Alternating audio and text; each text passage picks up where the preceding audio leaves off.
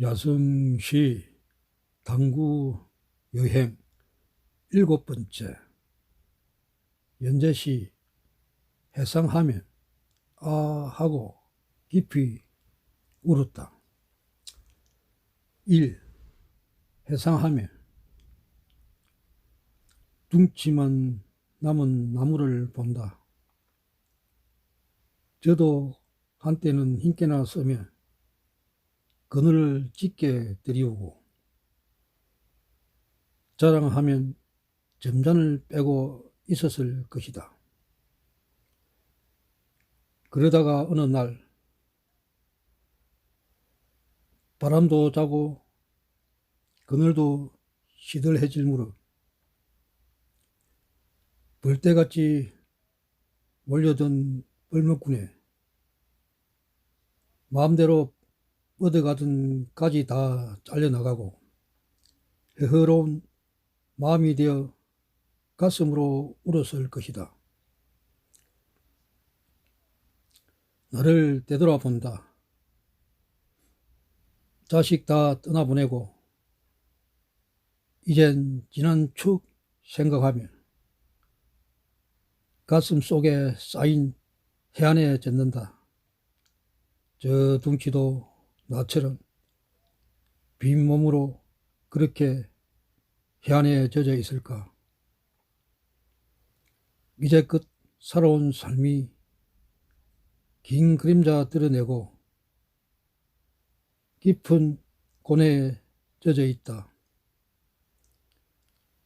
아직 끝나지 않은 단단한 꿈 하나 키우며 저 둥치는 슬픔을 송진으로 싸매고 아픈 상처 기억까지 가슴 속에 묻고 더 슬피 우는 것일까? 나는 어디로 돌아 이곳까지 왔을까?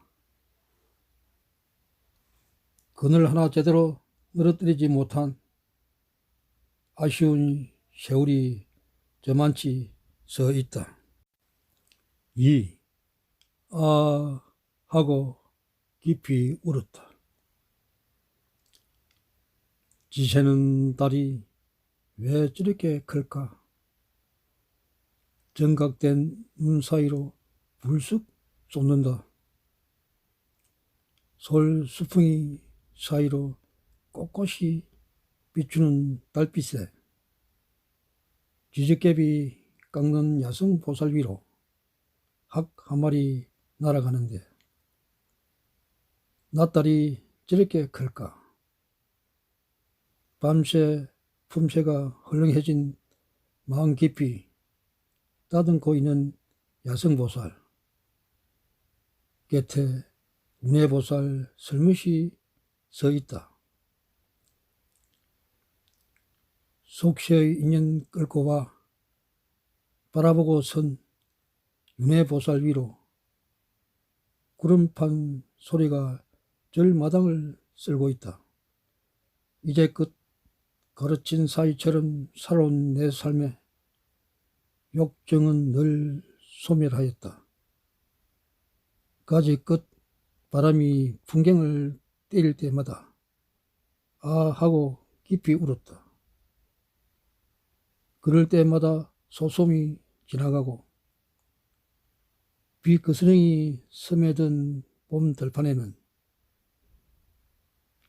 어쩌자고 하얀 꿈이 저렇게 자라나고 있을까? 자잘한 햇볕 씹힐줄 단단하게 뿌리에 한기를 모아 아 하고 또 깊이 울었다. 대단히 감사합니다. 방문해 주신 모든 분께 감사 인사를 드립니다.